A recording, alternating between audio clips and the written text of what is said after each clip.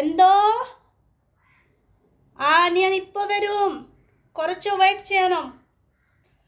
হ্যাঁ, এই যে বললাম এন্দো নিয়ান ইপ্পো বেরুম করছো ওয়েট চেয়েনম, মানে হচ্ছে এন্দো মানে কি, আমাকে কেউ ডাকছে, তখন আমি বলবো কি কি বলছো, করছো ওয়েট চেয়েনম মানে একটু অপেক্ষা করো, নিয়ান ইপ্পো বেরুম মানে আমি এখনই আসছি।